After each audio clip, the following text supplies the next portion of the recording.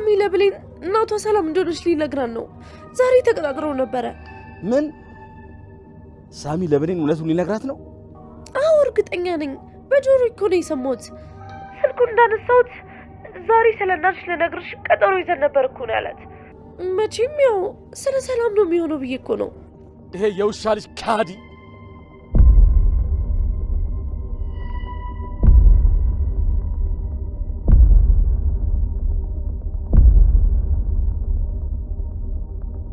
አሁን ራሱ ወደ ሰላም ቤት እየሄደ ነው።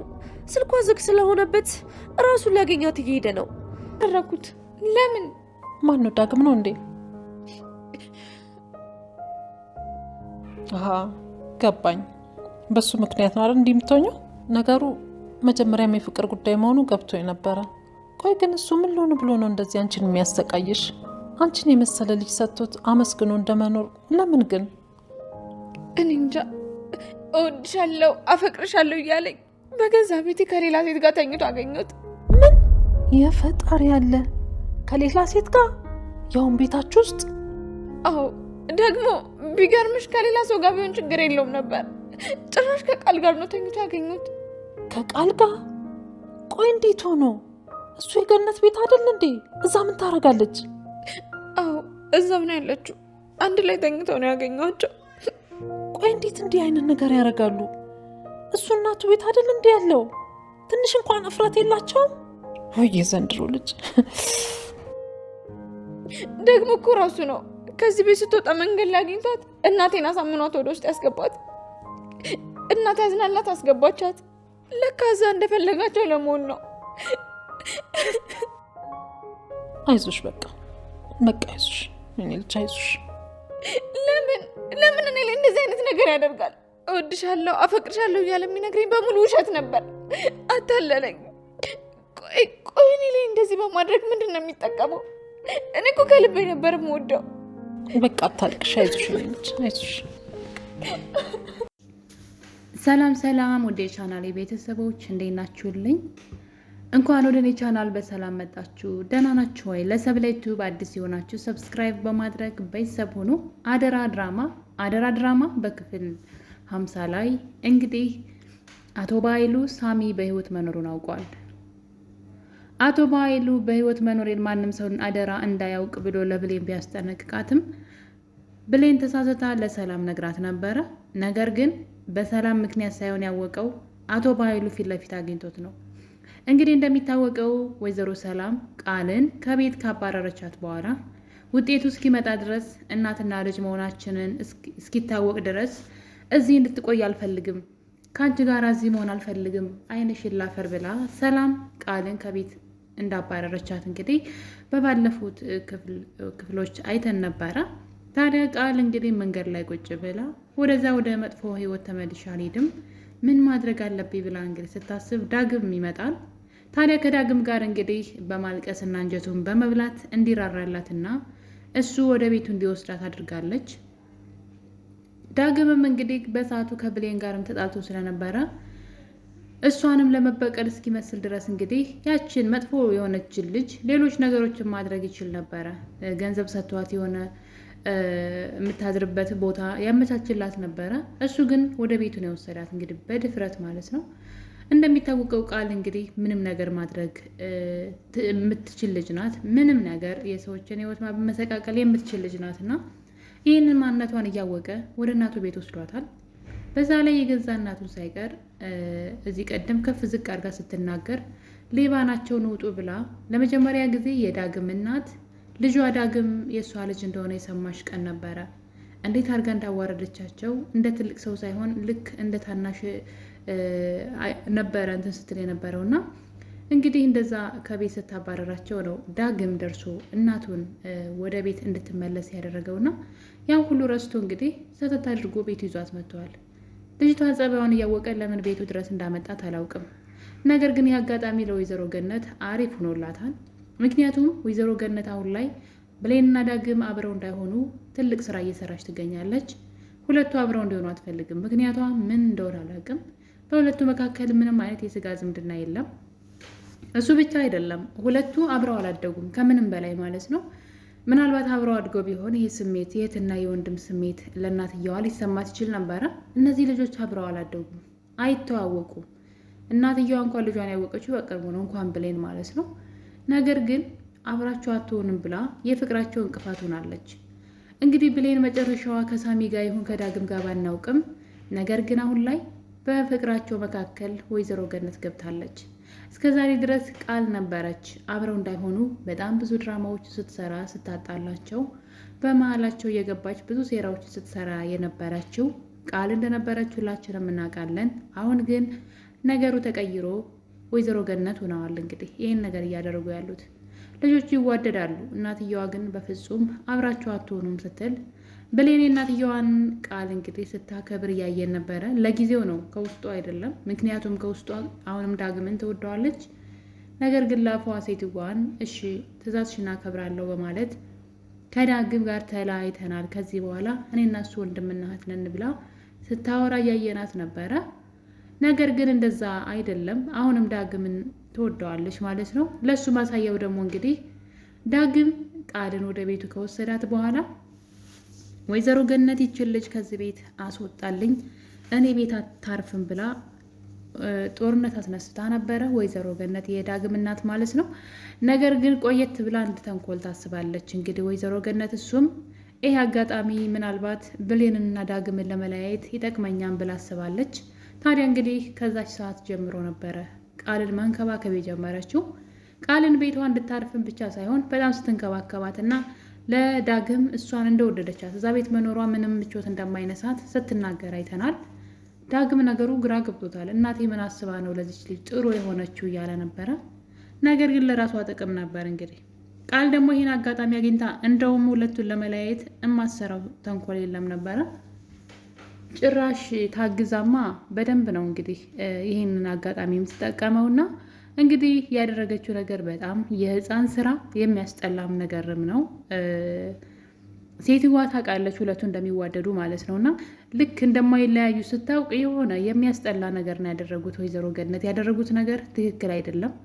ሁለቱን መክሮ ከመለያየት ይልቅ የሆነ ነገር አድርጎ ልክ እንዲጠላሉ ማድረግ እሱ ልክ ነው ብዬ አይደለም። ወንድሟም ቢሆን እኮ በፍቅር ሲለያዩ ነው አይደለ አብረው መሆን እንደ ወንድም የሚተያዩት። ነገር ግን ካጣለቻቸው አሁን ብሌን እንደማገጠባት ካወቀች ትጠለዋለች ከነጭራሹ ማለት ነው። እና እዚህ ጋር የቱ ጋር ነው ወንድምናት የሆኑት?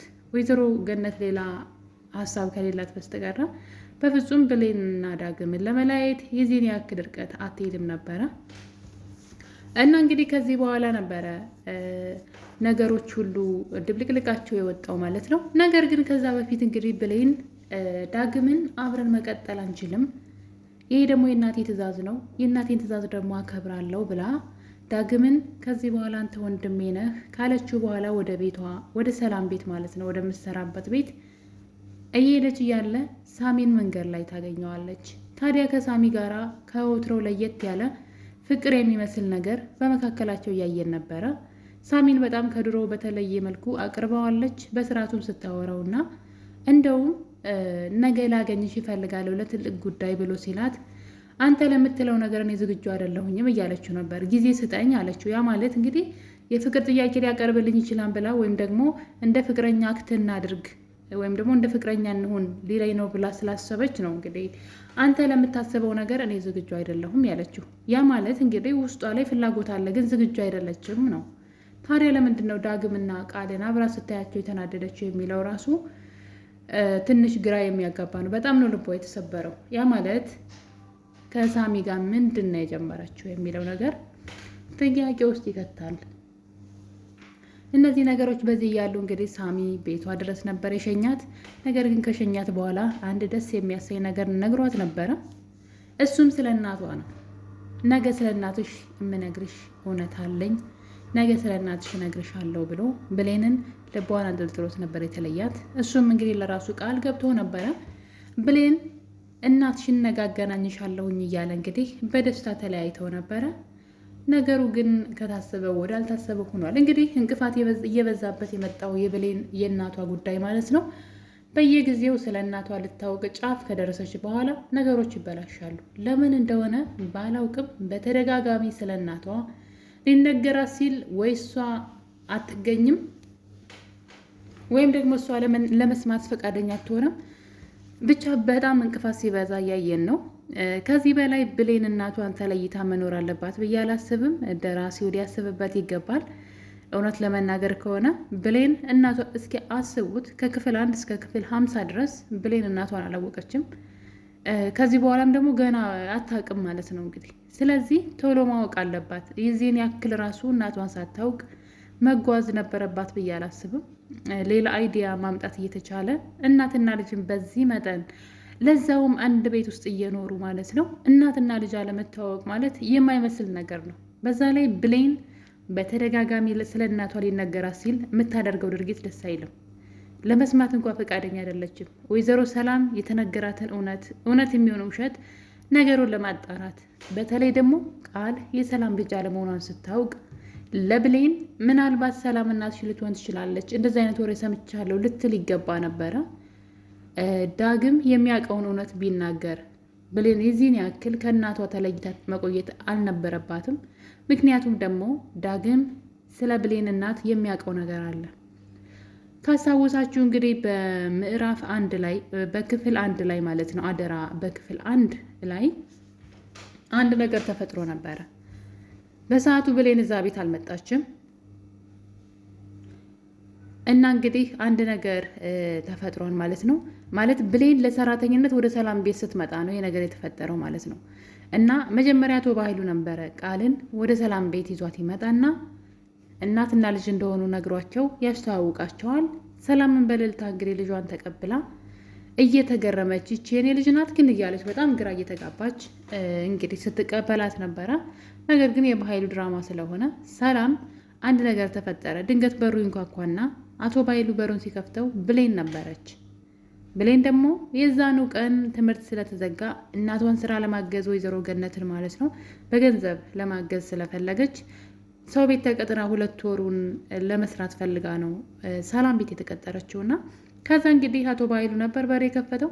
አቶ ባይሉ ብሌን ያኔ ከቤት አስወጥቶ ሜዳ ላይ ሲጥላት ወይም ደግሞ ጎዳና ላይ ሲጥላት ማን አንስቶ እንዳሳደጋት ጠንቅቆ ያውቃል። የወይዘሮ ገነት ወስዳ እንዳሳደገቻት ስለሚያውቅ የእሷን ልጅ ነጥቆ ደግሞ ለሌላ ድርጅት ሸጠባት እና ዳግምን ማለት ነው ኳስ እየተጫወተ ባለበት ሰዓት ነው ወይዘሮ ገነት ዳግምን ባጣች ሰዓት ብሌንን አግኝታ እንግዲህ እንደ ልጅ አሳደገቻት ማለት ነው። ይህን እያንዳንዱ ነገር አቶ ባይሉ ያውቃል። ወይዘሮ ገነት ግን አታውቅም።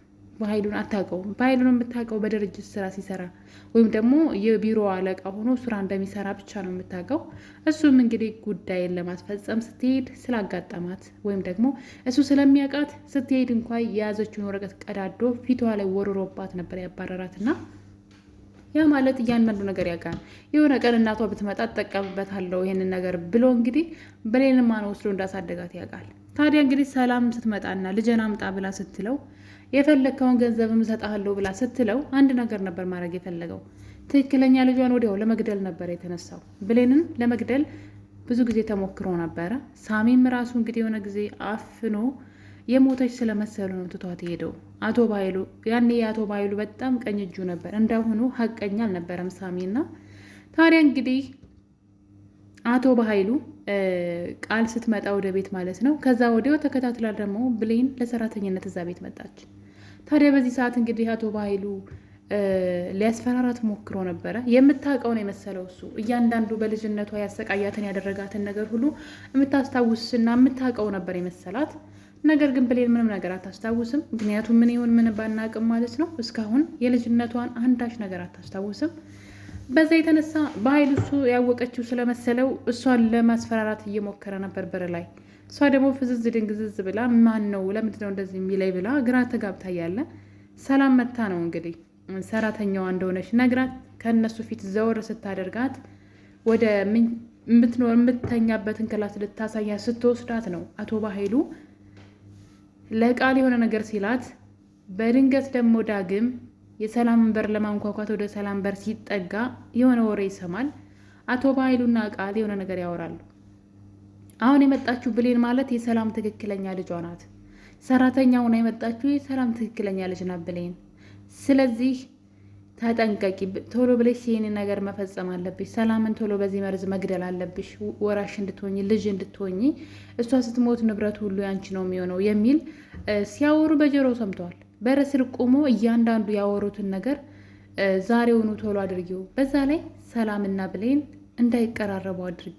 የሚቀራረቡ ከሆነ እናትና ልጅ መሆናቸውን ሊያውቁ ስለሚችሉ እነሱንም ተከታታይ ይቺ ናት የእሷ ትክክለኛ ልጅ አሁን ሰራተኛ ሆና የመጣችው እያለ ሲያወራ ዳግም አዳምጦ ነበር። አድምጦ ይህን ነገር ግን ምንም እንዳልተፈጠረ እስካሁን ድረስ ዝም ብሏል። ነገሩን ረስቶት ነው እንዳንል ደግሞ ከትንሽ ደቂቃ በኋላ ቃል ለወይዘሮ ሰላም መርዝ ጨምራ ምግብ ላይ ትሰጣታለች።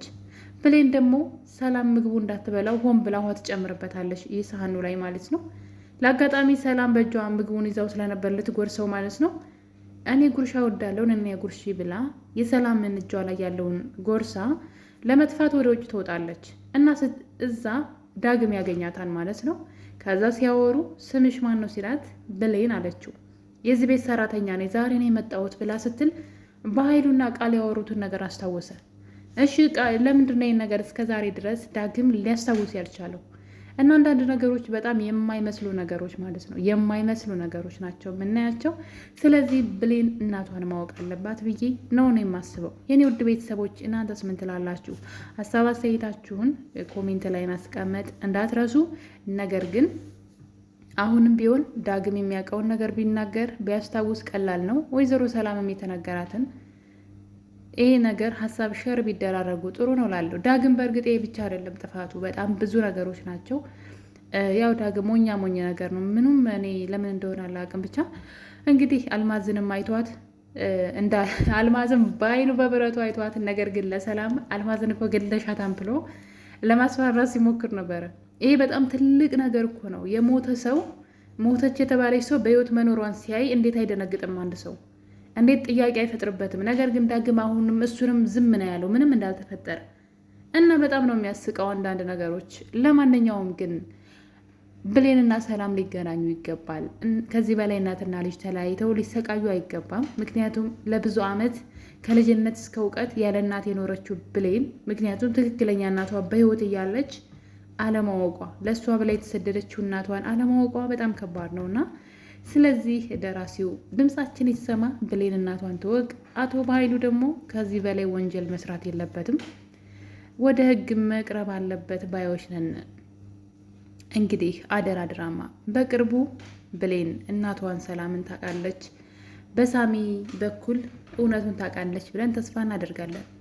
ከሳሚ ጋር የነበራት ቀጠሮ እንግዲህ ባየችው ነገር ተናዳ ብሌን ጭራሽ ስልኳንም ጥላ በመሄድ ሳሚ ሊነግራት የነበረው ሚስጥር ለእናቷ ቃል ሰምተዋለች። የእሷን ስልክ በመክፈት ሳሚ ሲደውል አንስታ ማንነቷን በመደበቅ ሳሚ ስለ እናትሽ ልነግርሽ ነበር፣ በዛሬ ቀን እንዴት ስልክ ትዘጊያለሽ የሚለውን ንግግር ሰምታለች። በቀጣይ ክፍል በኃይሉ ምን ሊያደርግ ይችላል የሚለው አጓጊ ነው። በቀጣይ በክፍል 51 እስከምንገናኝ ድረስ የዛሬን አበቃን። ቸር ቆዩልኝ።